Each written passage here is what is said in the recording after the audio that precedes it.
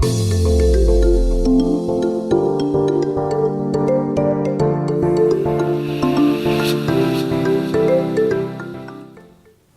привет, дорогие друзья, дорогие подруги, здрасте. Ну вот, наконец-то бритье. Заключительное, финальное с партизаном, потому что после этого я уже буду Роману отправлять посылку. Сегодня это будет с лезвием спутника. Ну, а во всем прочем, вы сами все узнаете сейчас крупного плана, за одним маленьким исключением. На крупном плане вы увидите помазок неподготовленный. За это время я решил, что это несправедливо, и подготовил его.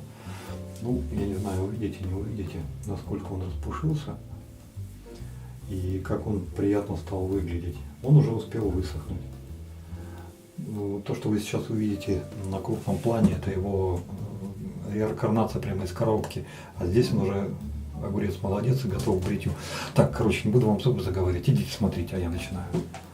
При первом обзоре так разволновался, что толком-то его и не измерил. Если ручку мы с вами измерили и весь станок полностью взвешали, то про голову я, к сожалению, забыл. Давайте исправим это упущение. 41,3, почти 25, 24,8. И то, что меня всегда интриговало, это его изящество. 6,8 мм толщина. Почему я заговорил об изяществе? Вначале мне показалось, что эта голова напоминает мне HD34, но я ошибался. Посмотрите, все-таки разница есть,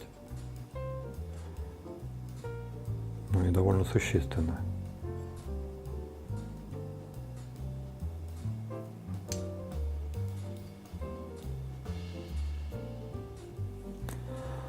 Ну а как с другим нержавым от Мюлле Рока 96 выглядит, тоже как бы заметно.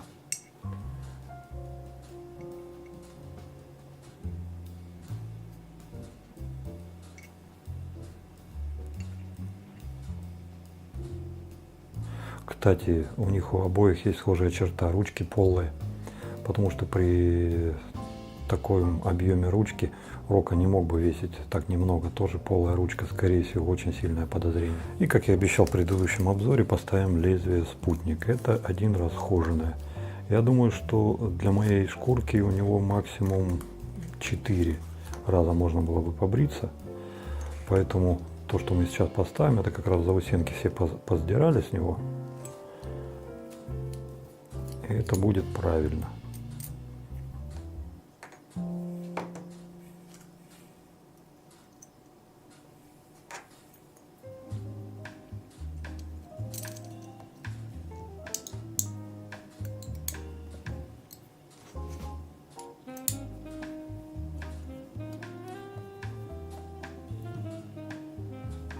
Торт.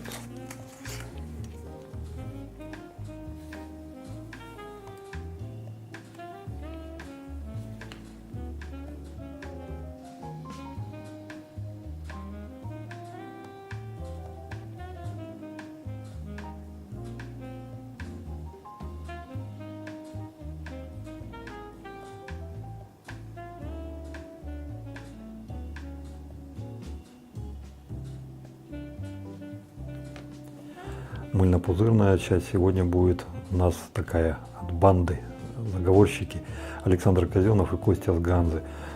Александр хотел сделать подарок на день рождения и говорит: Вадюха, блин, закажу я тебе вот такую вот штуку. И сказал об этом Косте. Костя еще свое добавил, но вот хотя бы часть от этого я сегодня вам и покажу. Это у нас от канадских мастеров.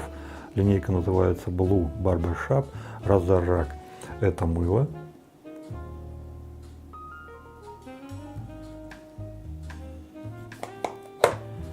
А это автошейв.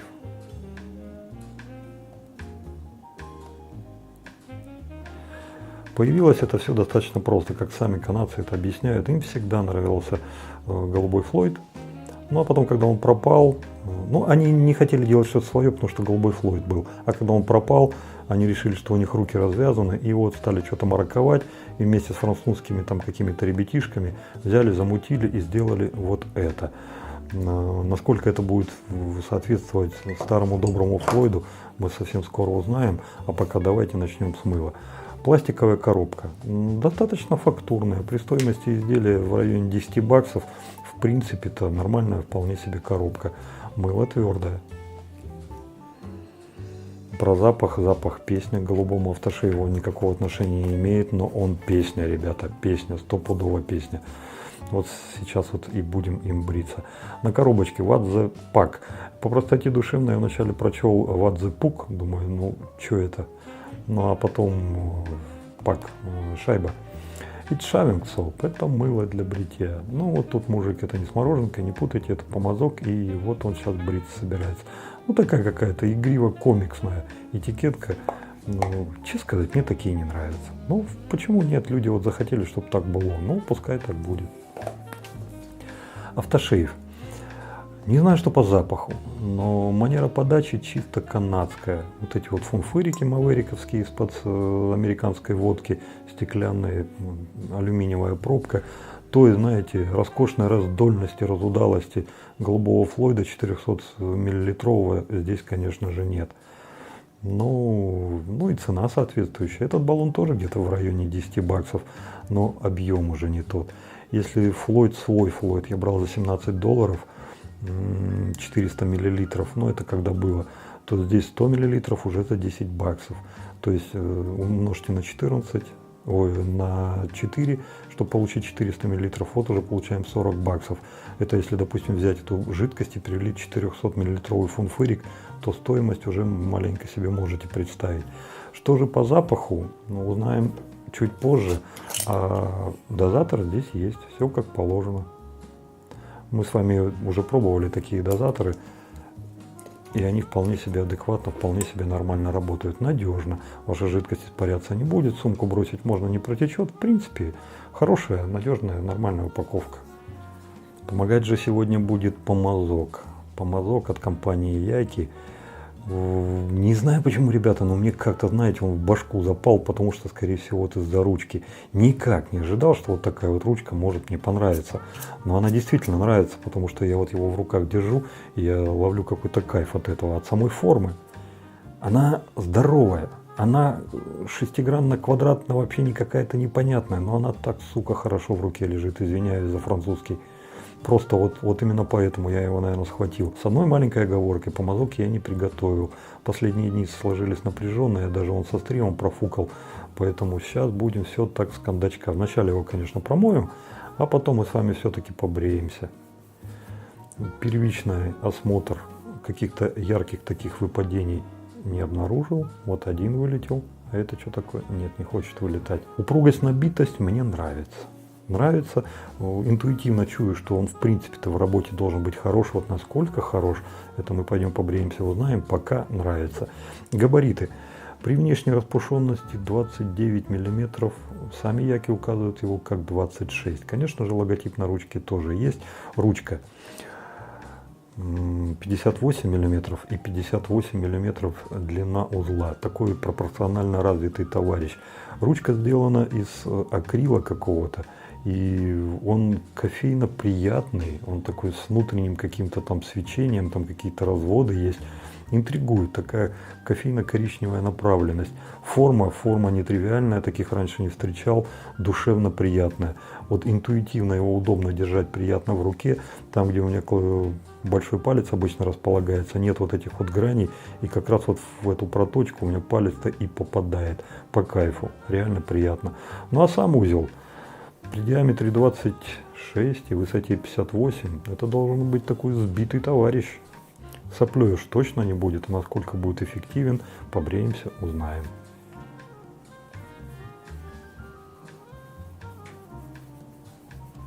Все, пошли бриться. Мыло, из него же сделаем пришейф, пока будем заниматься пеной. Чуть-чуть нальем водички, чуть-чуть сколтышим. Мыло не плотно сидит, оно внутри колтыхается. Поэтому вы сейчас воду на поверхности-то не увидите. А вот так увидите.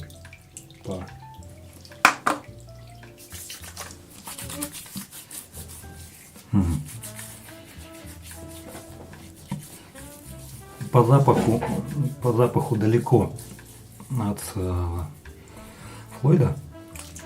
Но тем не менее запах очень приятный. Он похож на какой-то, знаете, как будто Вот в 70-х, 80-х мало было запахов интересных, и каждый новый запах, который попадался из Европы, вот они пахли чем-то необычным. Вот почему-то то время напоминает. Свежий, приятный, морской такой какой-то направленности. Стряхнули, забираем мыло.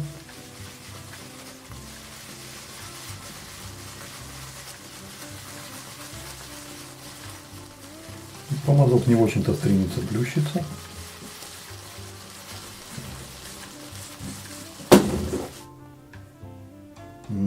После того, как намочил его, чуть-чуть пахнет шинелкой.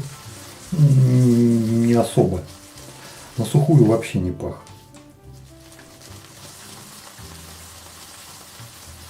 Как и практически любое твердое мыло, не очень-то оно стремится радовать обилием пены. Но нам это и не надо. Мы сейчас на не очень мокрый помазок набираем мыло. Видите, чуть коричневая. Чаша еще не перестала краситься. И все. Начинаем взбивать. Спасибо Самвелу из Южного Судана. Подогнал он эту красоту.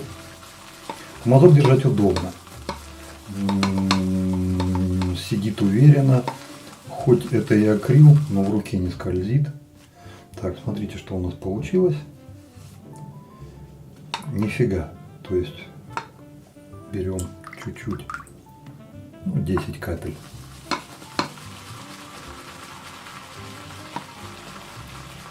Бодренько отозвалось на эти 10 капель. Вот будь моя воля, я бы сейчас вот на лицо пошел, просто воды бы добавлял, да и все. Но мы хотим взбить и посмотреть, как оно будет. Давайте еще 10 капель.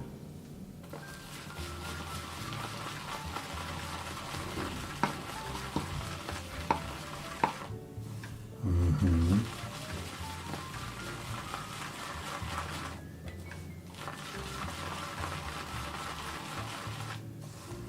Помазок настолько стал могуч, что он просто один занимает весь объем чаши, обратите внимание. И бедной пене просто некуда деваться. Ну вот, ребята, то, что у нас чаши, то, что в помазке, еще добавляем децл водички. Вот так вот, еще 10 капель. Приводим к единообразному состоянию и уходим на лицо. Я думаю, что больше тут уже делать нечего будет. Потому что дальше я просто сбивать не смогу. Видите, как она вылазит. Ну все, давайте вот в таком состоянии оставим. Пошли бриться. За это время пришейв сработал. Компресс и пена. Хорошо. Первичный осмотр пациента показал, что в нем что-то есть интересное. Но вот насколько интересно, сейчас будем узнавать.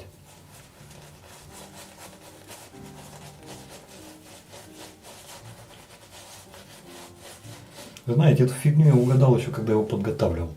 Потому что после того, как забрал мыло, сбивал не в чаши, в ладошки. И в ладошки я ощутил, знаете, вот ту могучую шарикоподобную упругость, которую он может давать. И в ладошке меня заставила беспокоиться лишь одна единственная вещь, потому что центром ладони я чувствовал его стерженек. Мне было интересно, как же он на лице, будет его показывать, не будет? Нормально.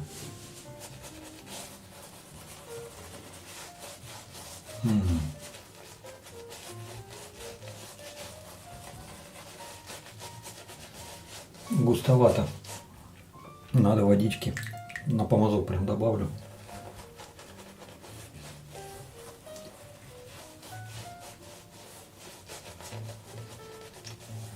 Тут недавно нарвался на статью Александра Тернавского АТ на одном из форумов. Как он говорит, пишу везде, где не труд. Человек фанат бритья. Понимаете, вот просто фанат. Он там столько много букв написал, что один из парней, который отвечал на его пост, говорит: слушай, говорит, за всю свою бытность в интернете столько букв не написал, сколько ты сейчас здесь сделал. Вот снимаю шляпу, Александр, просто респект, прям красавчик. Так вот там он высказал такое предположение, ну не предположение, он свои хотелки высказал, что ему нравится пена не очень густая, на грани. Еще чуть-чуть она побежит, потечет, потому что он хочет пользовать пену с максимальным содержанием влаги. Ну, в принципе, разумно, разумно. Но у меня такая средняя получилась, такая не густющая, не жидкая, а вот такая вот.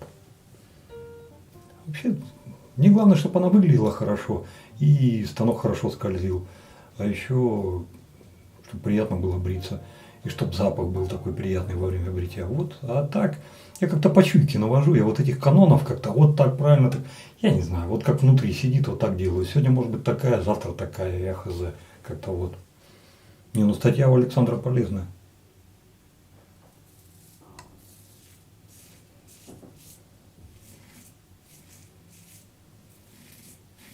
Хм.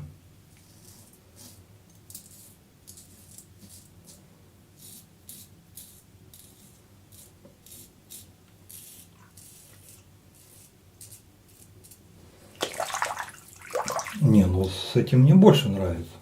Ром, я с тобой согласен, помягче идет.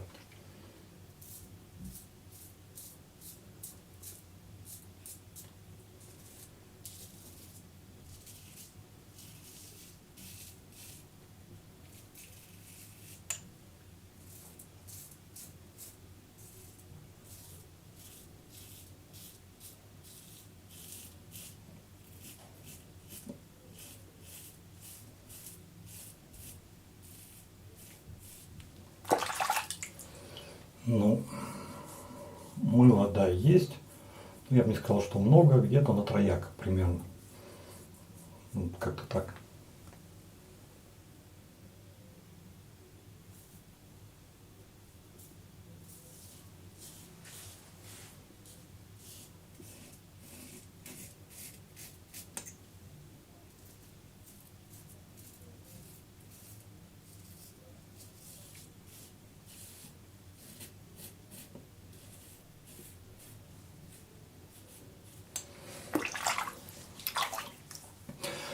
Ну, снес изрядно, я сказать не могу.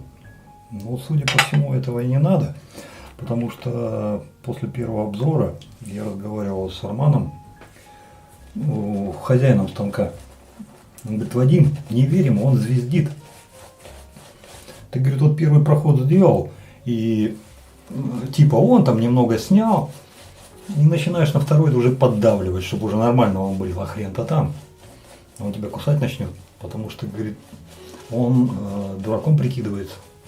Он якобы мягкий, но на самом деле он ни хрена не мягкий. И уж во всяком случае это не тот станок, на который нужно давить.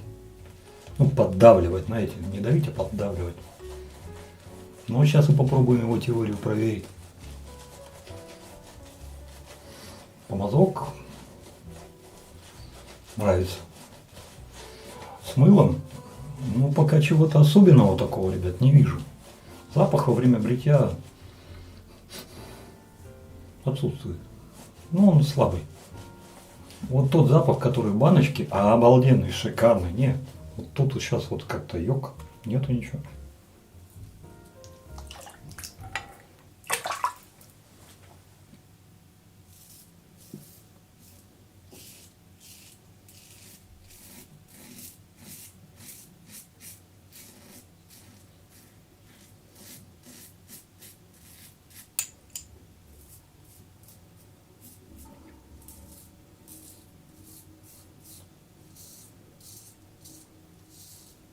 Не пойму, в чем дело, но я сейчас нормально бреюсь от гарды, никакая шляпа мне не нужна.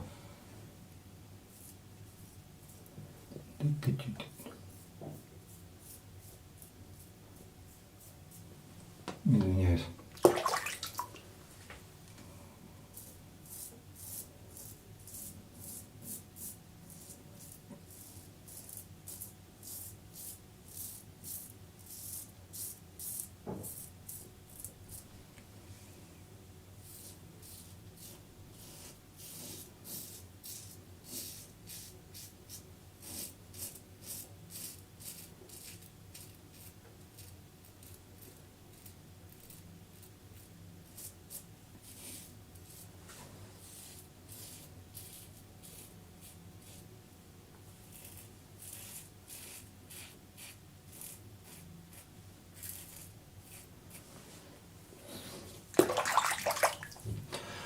Вероятно, первый раз, когда он был на Feather, может быть, я как-то там что-то передавливал, но сейчас я чувствую себя гораздо лучше. Ну, понятно, еще смена лезвия все-таки свое как-то сыграла.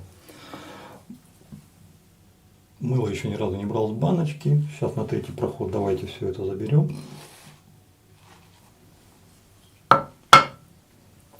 Чуть-чуть намочу.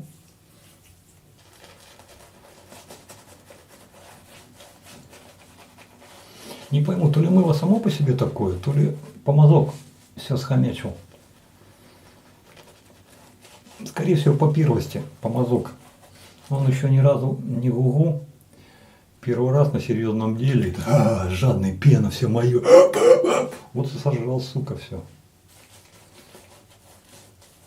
Не, ну на побриться-то нам в любом случае хватит, все будет нормально. Просто, скажем так, какие-то сногсшибательные объемы сейчас здесь не увидишь.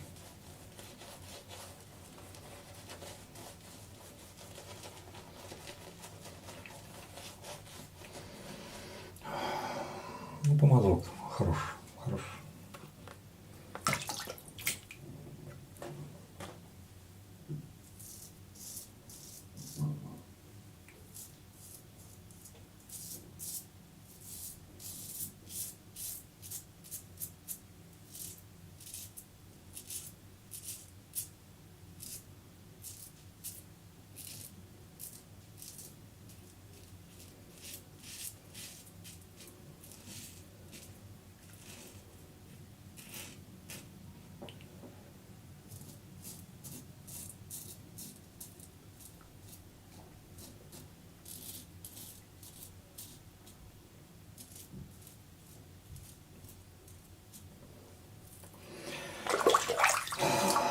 А вот на добривку уже хрен, уже от верхней плиты.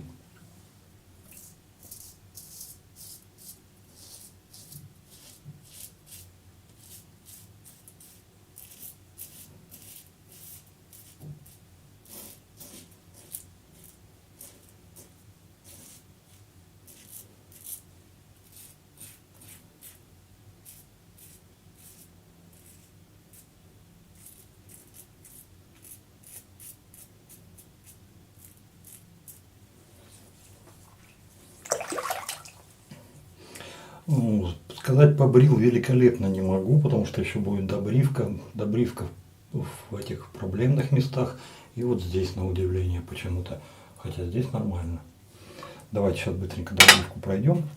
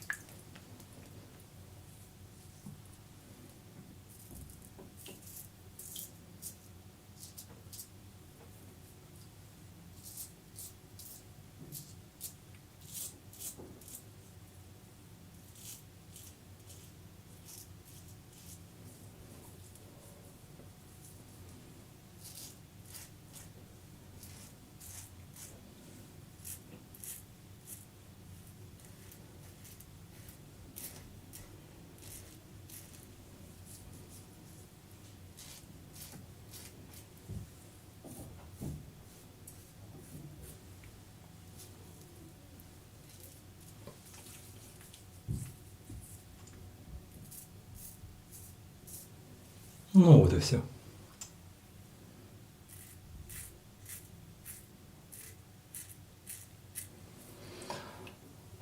Автошейв. Это перед автошейвом. Вот он, ненасытный монструйер. Куда всю пену сляпал. Нормальная, хорошая. Бодрячком.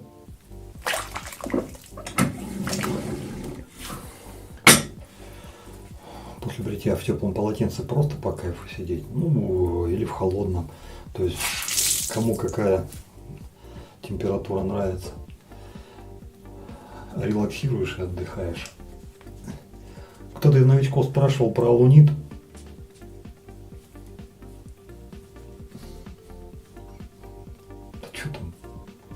Если что-то на лице есть, просто прижег и все, смочил камешек, тырц и все. Пользуетесь ли вы, какой у вас опыт? Да. Это скорая помощь, он не всегда нужен. Кто-то им на регулярной основе пользуется, а кто-то от случая к случаю. Так что тут он нужен ли он? Да, конечно, конечно, обязательно. Ну а как часто им будешь пользоваться, ну это только ты узнаешь. Так, ну ладно. Это вот от этих ребят, а от этих.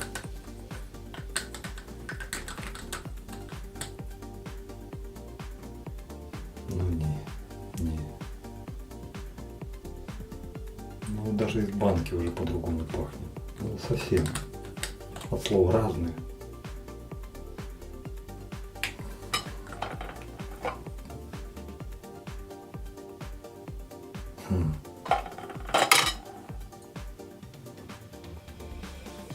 Некая схожесть, возможно, чтобы никого не обидеть, может быть и есть. Но это отдельный продукт. Я понимаю, что его создали, вот этот послужил прообразом, так напевами, но это не Флойд один в один. Нет. Они по цвету даже несколько отличаются. Так со стороны смотришь, да, вроде бы одинаковые, на самом-то деле разные. Но это запах из бутылки, как вот сейчас он на шкурке покажет. Вот это посмотрим. Дозатор адекватный, нужно будет потряхивать, сам не льется. Ну, давай столько наверху.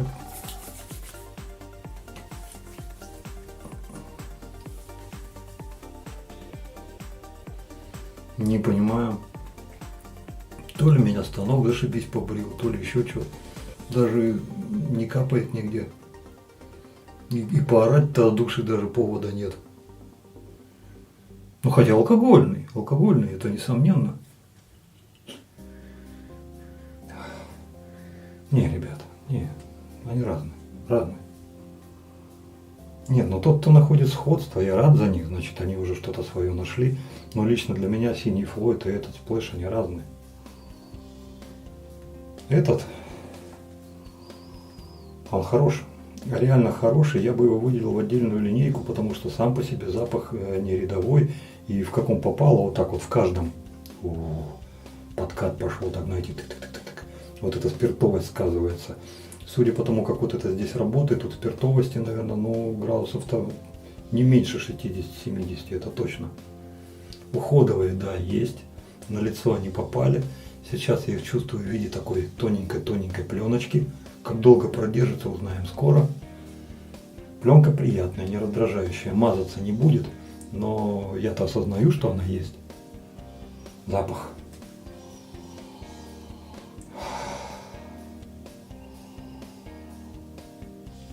Странно, но почему-то мне ментоловая составляющая какая-то все-таки попадается. Хотя таких характерных пощипываний, ударов в глаза нет. Но вот в запахе я ее чувствую. Какая-то, знаете, бризовая, летне-курортно-расслабляющая, такая наплевательская, бесшабашная. То есть вы где-то в теплом месте, явно не в средней полосе России, да и не в Европе. Не в Европе. Вот юг Испании, да, возможно. Италия, ну не Корсика. Не Корсика, там, где зелени побольше. Потому что вот это вот, во-первых, такого цвета вода вокруг, во-вторых, зелени полно, в-третьих, щебет и птицы, людей. И все это запах чего-то умиротворяюще приятного. Даже вот сандал что-то прет. Хотя откуда здесь сандал-то? Не, ну как прет? Так, знаете, так, что-то вот такое вот. Может, почудилось. Запах хороший. Запах хороший и приятный. Он сам по себе равнодушным любителей вот таких бризовых направлений точно не оставит. Пользовать свой парфюм, ну да, сможете через часок. Может быть, полчаса, это надо проверять. Потому что пахнет-то хорошо. По крепости он мне понравился, и пленка уже практически вся ушла, значит скоро уйдет совсем. Вот то, что не понравилось, здесь легкая испарина появилась. С чего бы это? Это то, что я в пленках очень-очень не люблю. Но только здесь, почему-то в других местах больше нигде нет.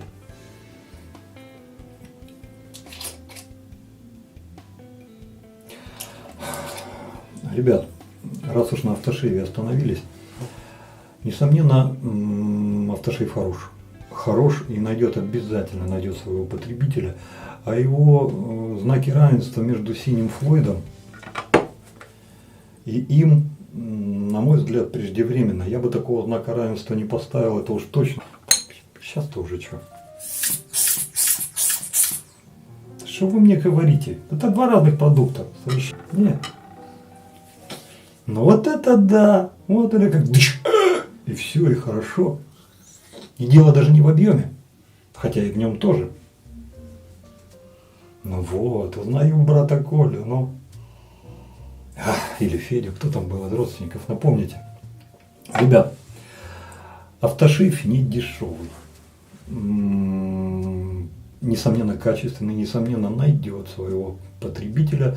Плюс ко всему, раз уж он сделан по напевам синего Флойда, но тем не менее он сделан обособленно, то есть это сам по себе продукт, это не копия кого-то. Я бы понял это все, если бы, допустим, компания держала в голове то, что а вот любителям Флойда посвящается, вот сейчас Флойда нет, нате вам наш суррогат Флойда. Нет, ребята, это не суррогат, это сам по себе продукт. По тем напевам, но он сделан по-особому. Не знаю, что там этот парфюмер из Франции, что он там мараковал, возможно, он пытался повторить Флойд, не знаю, я там свечку не держал. Но вот то, что у них получился свой и хороший продукт, вот это я могу заверить. Плюс ко всему еще и не дешевый. Потому что, ну, про сейчас говорить не будем, потому что вот это вот все время прошло, потом вот эта вот фигня, что он пропал, потом то все, 5-10. Но вот сейчас, к примеру, такой баллон, если, допустим, не итальянской ветки, а испанской, сколько он там? Ну, 25-27 баксов, да, ой, евро, ну, где-то так. А я в свое время брал такой за 17 евро, 10 баксов, 400 миллилитров, 100 миллилитров. Умножьте на 4, 40 баксов. Ну, с учетом объема, возможно, сделают скидку 35, 25, 35, 25. Не, ну, все мы знаем историю, что чем меньше пачка, тем как бы продукт дороже. Да, вполне себе может быть.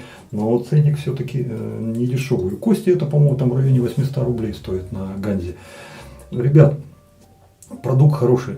Хороший, интересный. Не Флойд нифига, но сам по себе может быть. Может быть. Александр, огромное тебе спасибо, что сделал такой роскошный подарок и прям вот, держи 5, красавчик. И Кости с Ганзы тоже хочу сказать спасибо, потому что если бы не он, то нам было бы несколько труднее доставать всякие ништяки для бритья. А в последнее время Кости я даже как-то и заходить побаиваюсь, потому что сегодняшний Кости на Ганзе от 3-годовалого, когда он там последний раз мне что-то присылал, наверное, года 3 назад, ну, ой, буй, как отличается. Помню, там 2 или 3 года назад пришла от него посылочка, но заходил на его страницу. Ну, есть и это, есть, он как бы все есть, да, все нормально, хорошая страница. И вот прошли годы, заглянул сегодня, да я чуть в осадок не упал. Там листать, замотались. Там начиная от супер-пупер каких-то недорогих, таких расхожих предметов, и до кошерных вещей, которые, ну, ни хрена не 3 копейки стоят. То есть, по сути-то, Костя растет, красавчик, красавчик. Ну и плюс еще хотел бы добавить ту политику, которую он ведет. Я думаю, что она заведомо выигрышная. Почему я так считаю? Потому что она основана на уважении и понимании. Каждому человеку приятно, когда ему на макушку не плюют, не вытирают про него, об него ноги и как-то там, ты бабки, давай потом поговорим, там, или ты чего, блин, давай. Нет, а там с уважением относятся. То есть, и как бы люди-то не дураки, они же все это видят. Ну и плюс, скажем так, не то чтобы старания, а повадки самого Константина. Упаковку вы сами видели. То есть вот пришел автошейв, видели, как он был упакован? Да им в чемпионат мира можно было играть, и хрен бы что было.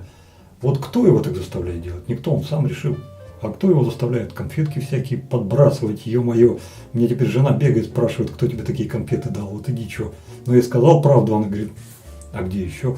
Ну хоть еще заказывали. Короче, ребята, интересная штука, интересно. Ну, ссылку на Кости на страницу вы найдете в описании под видео. Кто еще не был там ни разу, ребята, сходите. Только без денег ходите, потому что если пойдете с деньгами, вы все там останетесь. Так, спокойно зайдите, посмотрите, а потом уже принимайте решение. Мыло. Мыло запах обалденный. Запах обалденный. И сам по себе. Ребят, ну вот не будь вас. Вот стой я сам с собой. Тихо сам с собой. Ну, мыло и мыло. Фавориты, как прораза тот же самый. Ну, запах хорош, но прораза он при всей своей простоте, он ох, как непрост. Они такую ноту выбрали, что ты иди такой запах еще найди, да хрен там. Ну, вот так вот они делают. Здесь запах хорош. Хорош, но такой легенды, как запах прораза того же самого, допустим, Лилатохи. Да не, я не думаю, что он станет таким. Я понимаю, что все достаточно имхово, найдется вполне себе много людей, которые скажут, а что прораз? Ну пахнет, ну и что? Ну, ребят, это кому-то латоха ничего, она ему нафиг не нужна. А ты мне латоху на веревочке привяжи, так я так и буду за ней скакать, потому что она мне нравится. Ну, нравится. Красная, не это там какая, белая, что ли, еще есть. Поэтому вот, ну, 4 из уважения компании Разорак. Даже Разорак, Разор окей, Разор ок. Какого-то такого, чтобы оно залезло ко мне в душу, уселось там на печенку и начала на каких-то струнах души там наяривать. I love you, baby. Нет. Никуда не залазила, ничего не делала вообще. Просто побрила. То есть хороший, годный, нормальный продукт. Но такой, знаете, вот все кричат, там запах Флойда, вот там надо брать. Ну возьмите для того, чтобы услышать. Вот так вот. Тем более стоит там у Кости копейки. Это тоже недорогой продукт. Но станет ли оно у вас на постоянку? Ну, тот еще вопрос. А запах хороший. Пенообразование хорошее.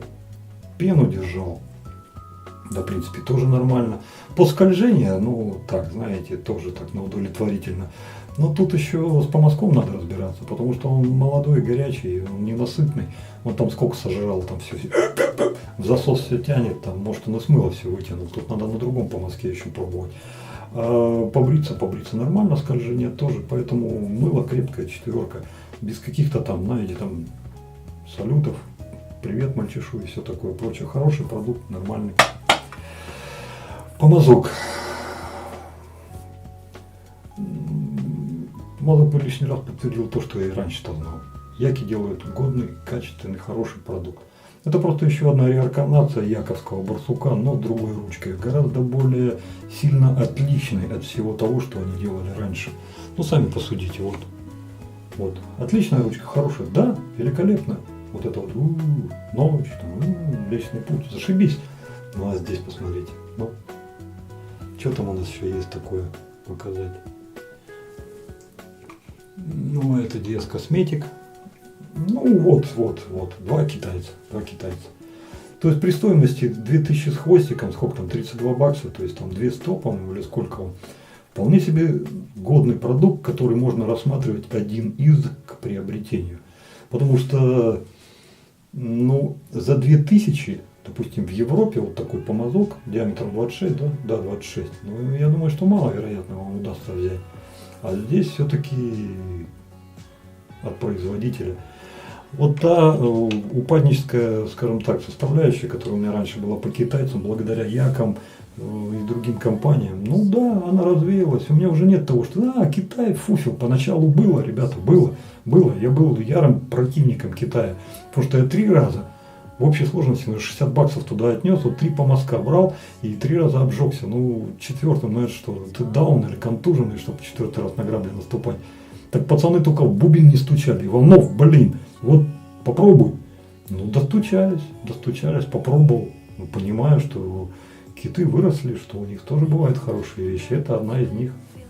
Ручка великолепная. классная, ребята. Ну просто классная, душевная. Она кривая, она страшная, она какая-то вообще не пойми что, она не из мира бритья. Ну какая же она прекрасная в своей уродистости вот этой. Понимаете, вот я вот смотрю на нее, я вижу янтарь, а внутри вот эти вот все переливы, которые там, капелька кофе упала, и она вот так вот побежала, и вот так вот вся разлилась. Знаете, как вот два разных продукта, один в другой попадает, как клякса чернил в воде, расходится. Вот здесь вот просто крепкий кофе попал в какой-то яблочный сок, и вот так вот он расходится. Ну, душевно, реально душевно.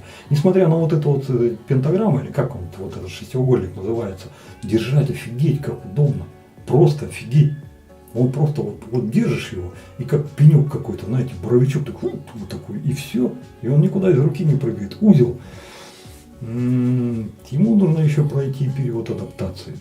Хомячий, что-то мама не горюй. Ну просто вот жрет он пену. Вот так в засос все затягивается, еще давай.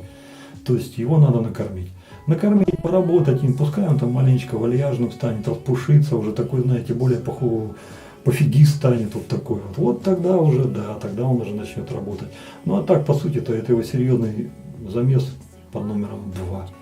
Поэтому я всерьез по мазке от барсука после 3-4 замеса начинаю уже так как-то, знаете, обращать внимание, что он показывает.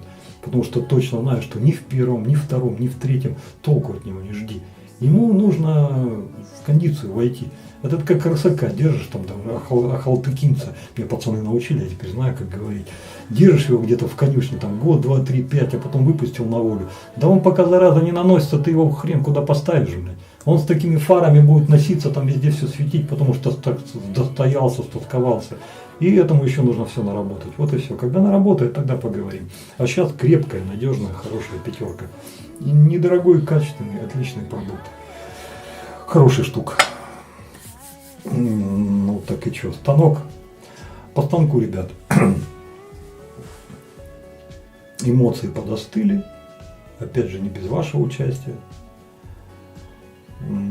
Там и ребята, включая новичка и еще одного человека, Юрий Васильевич, по-моему, если не путаю ничего, отписали там типа ты поспокойнее. Ну вот, сейчас, когда вот улеглось, я вам уже говорил в предыдущем видео, что пошел, посмотрел видео по АТТ и по таймлесс, и на сегодняшний день я понимаю, что таймлесс из моей груди не вытравить. Он у меня как сидел с занозой, так и сидит. Хочу этот станок, ребята, вот до усрачки хочу. Хочу, чтобы он был на канале, потому что те нежные и трепетные, которые он сыграл, когда был у меня в руках, благодаря Валерию Баглею. Валер, огромное тебе за это спасибо. Они, как знаешь, вот как на том пеньке, здесь был Вася, вот и все, и хрен зарастет, так оно и есть. Этот станок хороший, но сегодня я его воспринимаю уже поутихнув, поостыв маленечко, эмоции сошли. То есть как-то уже, вот это вот все уже так улеглось. Я его воспринимаю как обыкновенный, нормальный, плюс ко всему на любителя. Почему я так говорю? Внешний вид, вот про таймлесс, если я могу сказать, великолепный.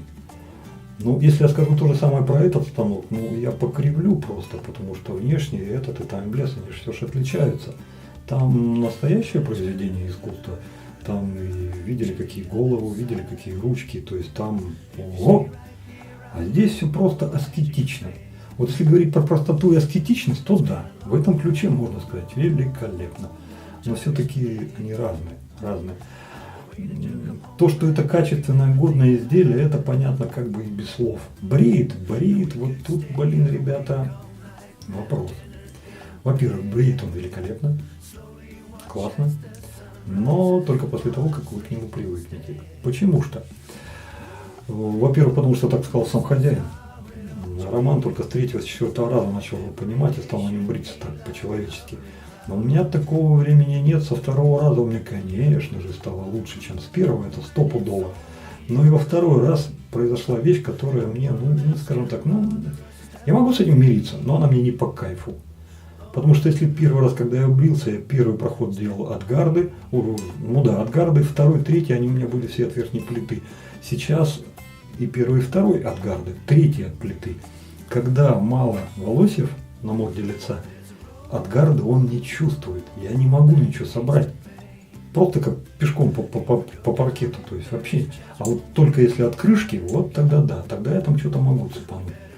Это не то пальто, в котором мне было бы интересно ходить. То есть вот все-таки вот эта вот особенность, она мне не очень заходит.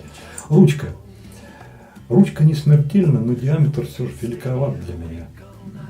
Я не пацан, я могу и такой в руках держать, но мы же с вами стремимся к чему? К тому, чтобы кайф ловить по полной. Вот эта ручка мне мешает это сделать. То есть для меня она несколько великовата. И я думаю, многие меня поймут. Есть люди, для которых диаметр ручки, он значит очень много. То есть вот реально, что если толстая, хочется потоньше, человеку все, станок уже не заходит. Он начинает искать что-то другое. Или ручку, или станок. Вот для меня она толстовата. Если бы я на сегодняшний день расставлял приоритеты по нержавеющим, на первое место ничтоже сумняшишься, я бы поставил таймлесс. Там новичок 216 советовал 0,95 гап. К сожалению, я его не пробовал, только 0,68. С 0,68 он мне показался мягким. 0,95 хотел бы, да, конечно. Конечно, я бы не отказался. И там в последнее время компания анонсирует что-то там вообще какой-то мизер, то ли 0,32, то ли 0,23, то ли 0,25. Я вот сейчас так не скажу, что это за гап такой, я вообще не понимаю, что они там сделали. Кто в курсе, ребята, объясните, потому что для меня это история загадка какая-то. Что это за гап такой? Это вообще будет что? Это вообще будет как? Непонятно. Но вот 0,95 я бы с удовольствием попробовал. Велик будет тот день, когда у меня на канале появится этот станок, поэтому я его никак не заброшу. На второе место, ребята, вот вы знаете, четких каких-то таких вот, чтобы вот это точно второе. Ну вот нет. На втором месте я с успехом мог бы и АТТ поставить, и Айкон, и такого что-то серьезного, знаете, вот дальше все расплывается. Дальше вот так вот все. Не сумраком покрыто, ну а каких-то ярких лично для себя отличий, таких, что вот такого что-то найти не могу. Вероятно, это может быть из-за того, что таймлесс он как-то, знаете, цепляет. И как вот ты идешь, вообще ни о чем не думаешь, а тут какая-то рука невидимая подкралась, хлоп, твои бубенцы сжала, ну-ка посмотри, ты вот так глаза перевел и все. Забыл про все, и про бубенцы тоже, просто стоишь и пялишься. Вот так на меня таймлесс сыграл тогда, и до сих пор еще его забыть не могу. Точно так же, как и горные лыжи, раз попробуешь, всегда их любить будешь. Вот я катался, наверное, сколько, лет 30 назад, а до сих пор они у меня в башке сидят. Поэтому второе, третье место, ребят, я сам поставить не могу. Ставьте, хотите, кто там, этот, кто тот. А этот, да он точно так же может быть, как и на втором, так и на третьем, на четвертом. Если бы у меня был такой станок, ну, я бы, наверное, им поменьше брился. Возможно, даже кому-то пристроил бы. Но это ни о чем не говорит, потому что возьмите того же самого Романа Недоступенко, для него этот станок просто бомба, он ему нравится. Вот мы все разные, то есть и всем все заходит по-разному. Как-то так. Роман, в любом случае, огромное тебе спасибо, что дал возможность самому попробовать и пацанам показать эту штуку. И да, ты прав, здесь спутник заходит гораздо интереснее, чем тот же самый Роквелл. Физер, господи, всех собрал. На этом, ребята, решите с вами попрощаться. Добра, счастья, радости. Берегите себя, берегите своих близких. Дай вам Бог здоровья. А в следующий раз, если звезды складутся правильно, потому что очередь уже некая образовалась, тут пацаны еще кое-что присылали. Надо и станочки показать, а со станочками там еще и мы автошивы были. Поэтому вот тут такой вот разновес идет. Или Фатип Пикколо пойдет, потому что он уже на канале в 2 экземплярах. Или опасочка. Ну, блин, англичаночка. То есть, знаете, и хочется, и колется. Опаска, да, хочется, но, блин, там пацаны ждут. И станками тоже хочется, тем более, что пацаны ждут. Так и опаской хочется. Поэтому, знаете, вот и тети, и мать, вот, понимаешь, что на 2 стульях не усидишь, а вот булки разрываются, хочется это и это. Вот что вы скажете, вот ваше мнение. На этом разрешите с вами попрощаться. Пока-пока, до новых встреч. Подписывайтесь на канал. С вами был я, Вадим. До новых встреч.